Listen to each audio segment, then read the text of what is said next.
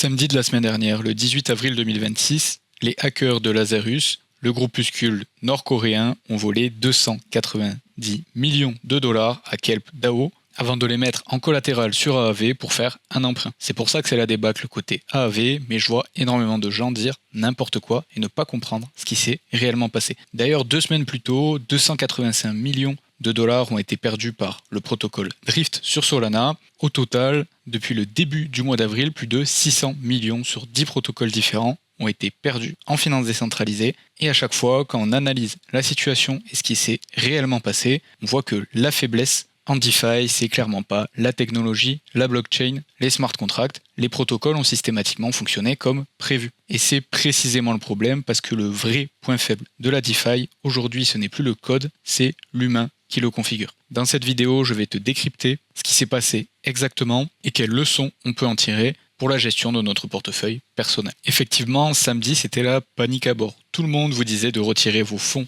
sur AAV et ce n'est pas pour rien. Le gros problème, c'est les liquid staking tokens. Ces tokens de stacking liquide sont des tokens qui viennent représenter la valeur de tokens que vous avez stackés. Et vous pouvez utiliser ces derniers en finance décentralisée, en collatéral, sur des protocoles comme AAV, Morpho ou Curve par exemple. Ici, Kelp, l'émetteur du Liquid Staking Token RSETH, qui fonctionne comme n'importe quel token de liquid staking. En l'occurrence sur l'Ethereum, vous déposez un Ether, Kelp va venir le stacker et en échange vous donnez un RSETH. Ce RSETH, vous allez pouvoir en faire ce que vous voulez. Ici, ce qui s'est passé, c'est que Lazarus, les hackers nord-coréens, ont réussi à faire un bridge. Un bridge, c'est quand on passe d'un réseau à un autre, d'une blockchain à un autre. Ce qui vérifie les transactions de blockchain à blockchain pour Kelp, c'est Layer 0, le fameux protocole ZRO. Vous avez sûrement déjà entendu parler de ce token. Et ce qui se passe quand on fait un bridge, c'est que en passant de la chaîne A vers la chaîne B, on va avoir un DVN, un vérificateur décentralisé. Ce DVN, il ne lie pas directement la blockchain, il lie les RPC. Ces RPC endpoints, ce sont des serveurs qui servent d'intermédiaire entre les blockchains directement et les validateurs comme Layer 0. Ici, ce que Lazarus a fait pour réussir à décupler des tokens et à récupérer des tokens qui n'existaient pas, c'était du DDoS sur les RPC externes. En gros, ces RPC, ils viennent lire les informations qu'il y a sur la blockchain via les DVN. Ils vont lancer une requête, récupérer les infos qu'il y a dans le DVN fait sa vérification avec différents validateurs, il ressort des infos et le redistribue au RPC. Si tous les validateurs et tous les DVN donnent la même info, l'info est validée et c'est là que le RPC reçoit une info fiable. C'est comme ça que ça se passe normalement. Mais ici, on a eu un gros problème, c'est que Kelp avait une configuration qui n'était clairement pas optimale en termes de sécurité. Et Layer 0, malgré qu'il leur avait recommandé d'utiliser une autre configuration, les ont autorisés à rester sur une vérification avec un seul vérificateur. Un seul vérificateur, ça veut dire un point de rupture unique. Et si ce point cède, on peut avoir des compromis, comme on l'a vu ici. Normalement, une configuration normale voudrait que on ait plusieurs vérificateurs indépendants et un consensus requis pour pouvoir valider la transaction. Si on a 5 validateurs au total et qu'on a 3 validateurs sur 5 qui nous donnent la même information, l'information est validée. Ce qu'il aurait donc dû se passer, c'est qu'on aurait 5 vérificateurs. Sur les 5 vérificateurs, 4 d'entre eux nous donnent la même information, c'est-à-dire que les 116 000 RSETH, ces tokens qui ont été créés par les hackers et qui n'existaient pas, étaient une fausse information. Le message est rejeté, 0 perte, pas de nouveaux tokens créés. Ici, le problème, c'est qu'on n'avait qu'un seul validateur dans la configuration de Kelp DAO, hébergé par Layer 0. Ce qu'il a suffi de faire pour les hackers coréens, c'est faire un DDoS, comme à l'époque pour ceux d'entre vous qui jouaient aux jeux vidéo, quand on avait des Russes sur CSGO, qui voulaient pas perdre la partie et qui vous attaquaient pour surcharger votre connexion internet et faire en sorte que vous ne puissiez pas jouer. C'est exactement la même chose, c'est des attaques de spam qui empêchent le serveur du RPC de communiquer avec la blockchain et donc qui les rend inutilisables. Ces RPC étant inutilisables, des RPC de backup qui étaient censés être là comme une roue de secours ont été utilisés, sauf que ces RPC de secours étaient déjà compromis. Les hackers de Lazarus avaient forgé un faux message sur ces RPC et quand ces derniers ont pris le relais, le faux message forgé a été communiqué au DVN. Étant donné qu'il n'y avait pas de consensus et un seul validateur, le message a été validé et 116 500 tokens RSETH ont été mintés, créés, sortis du chapeau alors qu'ils n'existaient pas. Dès qu'ils ont récupéré ces tokens, ils sont venus les proposer en collatéral sur AAV. AAV avait enregistré ce Liquid Staking Token RSETH sur sa plateforme. Ça leur a donc permis de venir emprunter des vrais Ethers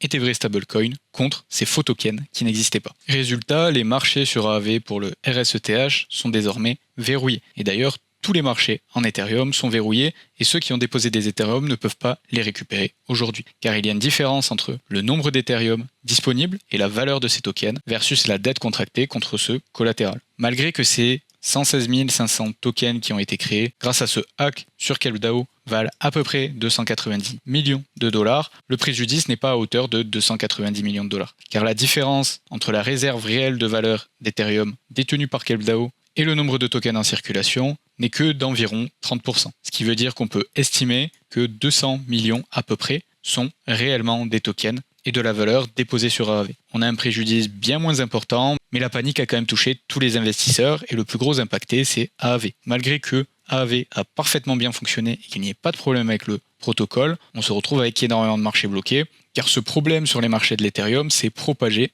au stablecoin. On se retrouve désormais avec des marchés USDT et USDC à 100% d'utilisation, ce qui veut dire que les gens ne peuvent pas retirer leurs USDT ou leurs USDC qu'ils ont déposés sur AAV. Pourquoi ça ? Car les personnes ayant des Ethereum en collatéral ne peuvent pas retirer ces Ethereum étant donné que ce marché-là a été verrouillé par AAV le temps de résoudre la situation. Seulement, tous ces Ethereum déposés peuvent encore servir de collatéral, ce qui veut dire qu'ils peuvent emprunter en échange de ces Ethereum et par peur de se retrouver avec des pertes sèches de tous leurs Ethereum, ils ont commencé à contracter des emprunts sur des stablecoins, histoire de se dire au pire, j'aurai au moins ça. Car dès qu'il y a de la liquidité disponible, que ce soit sur de l'USDC, de l'USDT ou de l'Ethereum, cette liquidité est instantanément retirée d'AAV. Et on voit directement l'impact sur la DeFi. Entre le 18 avril, on était environ vers 100 milliards de dollars de TVL. Actuellement, on est vers les 85 000, ça fait plus de 13 milliards de dollars de pertes de TVL, plus de 8% sur les dernières 24 heures sur la DeFi complète, pas que sur AAV ou Ethereum. Si on regarde AAV en détail, on était à plus de 26 milliards de TVL le 18 avant le hack, et malgré que ça n'ait pas impacté directement AAV, mais que ça soit des victimes collatérales entre guillemets, on est désormais plus qu'à 17 milliards, donc on s'approche des 9 milliards de TVL qui sont sortis d'AAV en seulement 2 jours. L'impact sur le prix du token AAV, bien entendu, est également énorme. On est allé jusqu'à moins 25%, là on est légèrement remonté vers les moins 23%, mais comme évoqué, AAV a l'air de bien réagir, bien gérer la situation. Ça reste quand même le protocole de lending et borrowing le plus solide en finance décentralisée, et donc à la limite, ça pourrait être une opportunité pour acheter du token en dessous des 100 $ et d'accumuler ce dernier si vous croyez encore dans le protocole. Autre chose à noter, c'est que bien sûr, étant donné qu'il y a quasiment jamais une utilisation aussi élevée des stablecoins, si vous êtes prêt à prendre le risque qui n'est pas vraiment là, mais en tout cas à accepter de ne pas pouvoir retirer vos stablecoins quand vous le voulez et d'avoir une sorte de verrouillage à durée non déterminée, vous pouvez fournir des stablecoins sur AAV, sur le mainnet Ethereum,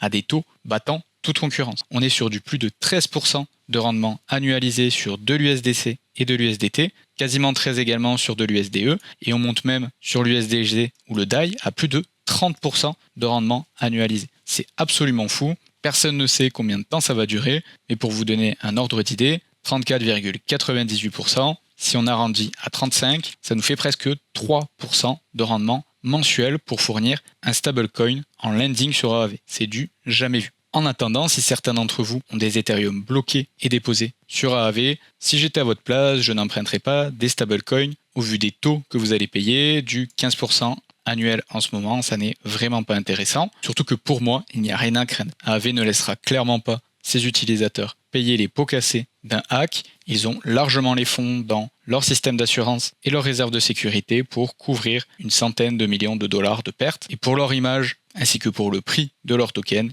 il est quasiment certain qu'ils vont absorber la perte pour ne pas impacter leurs utilisateurs et continuer à garder la confiance de la communauté et de l'écosystème. Et en parallèle de ça, on a des nouvelles qui sont plutôt positives. D'un côté, avec les fondations de l'écosystème Ethereum qui sont passées à l'action, notamment l'Ethereum Foundation qui a déposé 48 millions d'Ethereum sur AAV pour soulager la tension sur le protocole, amener de la liquidité, permettre aux investisseurs de retirer leurs Ethereum pour ceux qui le souhaitent, laisser de la marge sur les contrats et les marchés en stablecoin, USDT, USDC, afin que ces derniers soient débloqués aussi. Donc comme je vous disais, la situation a l'air de s'améliorer pour AAV et l'écosystème Ethereum vient à la rescousse. De l'autre côté, la fondation sur Arbitrum, qui est la blockchain de destination de ce bridge et sur laquelle pas mal des Ethereum qui avaient été récupérés par Lazarus étaient encore en attente. Ils ont réussi à récupérer ces tokens et les envoyer dans une adresse avec plein de zéros et DAO à la fin, ce qui est une adresse de burn, pour venir brûler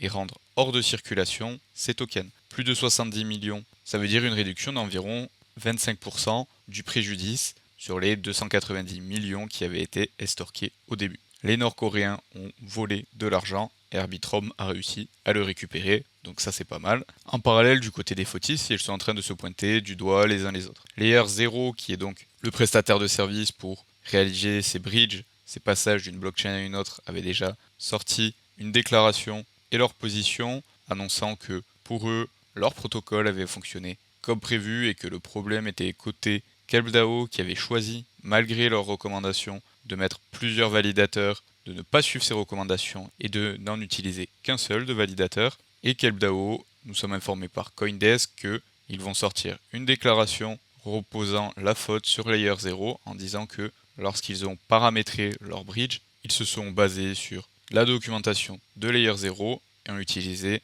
la configuration par défaut de la plateforme. Donc la faute à qui ? Je ne sais pas si on aura le fin mot de l'histoire, mais en tout cas, la situation évolue. Et ce qui est bien, c'est que AAV et Ethereum Foundation, au lieu de rejeter la faute sur les autres, prennent leurs responsabilités et font des choix qui vont dans le sens des utilisateurs et de l'écosystème. Il faut juste être patient. Pour moi, dans ce genre de cas, il y a plus d'opportunités que de pertes, en particulier avec ces rendements absolument fous sur des stablecoins et une opportunité éventuelle de toucher du token AAV actuellement en dessous des 90$. Pour les leçons à tirer, pour moi, clairement, les wrap tokens, on en voit leurs limites. Surtout quand on utilise des produits et des stratégies sur ces wrap tokens. On vient stacker un token, récupérer un token de stacking liquide pour venir faire du looping et mettre un levier sur ce même token. Les risques ne sont plus maîtrisés, trop grands, au moindre problème, vous êtes sûr de trinquer et de vous retrouver bloqué. Dans ce cas-là, on a clairement un des cas les moins pires car ça se passe sur AAV et il n'y aura très potentiellement pas de perte pour les utilisateurs.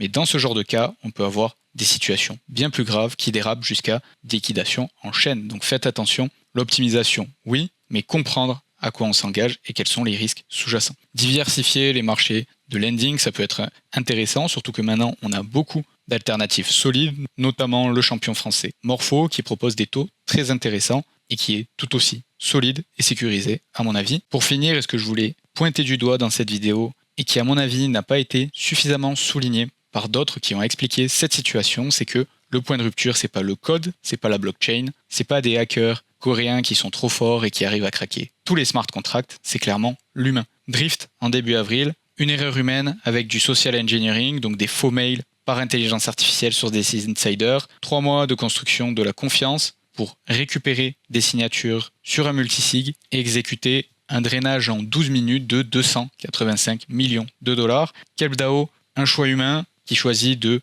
privilégier les économies à la sécurité, prendre une configuration avec un seul validateur au lieu des 3 à 5 recommandés, faille de sécurité exploitée par des bêtes DDoS comme on le fait pour gagner une partie de jeux vidéo, sauf que là, 290 millions à la clé. Et on a d'autres exemples plutôt ce mois-ci avec des sommes bien moins importantes, mais qui sont toujours avec une erreur humaine à la clé, que ça soit CoSwap avec du bet phishing, comme à l'époque on essayait de récupérer vos comptes Facebook ou vos comptes Netflix, sauf que là on récupère des millions de crypto. Ethereum, pareil, pas de faille sur le protocole ou le smart contract, mais encore des arnaques très développées et de l'hygiène numérique bâclée pour des gens qui gèrent des millions de dollars. À retenir, Lazarus n'a pas cassé la crypto, ils ont exploité des décisions prises par des humains. Et voilà, c'est tout ce que je voulais partager avec vous dans cette vidéo. J'espère que vous y voyez plus clair. Comme d'habitude, si vous avez des questions, posez-les en commentaire, j'y répondrai avec plaisir. Et sur ce, on se retrouve la semaine prochaine pour une nouvelle vidéo.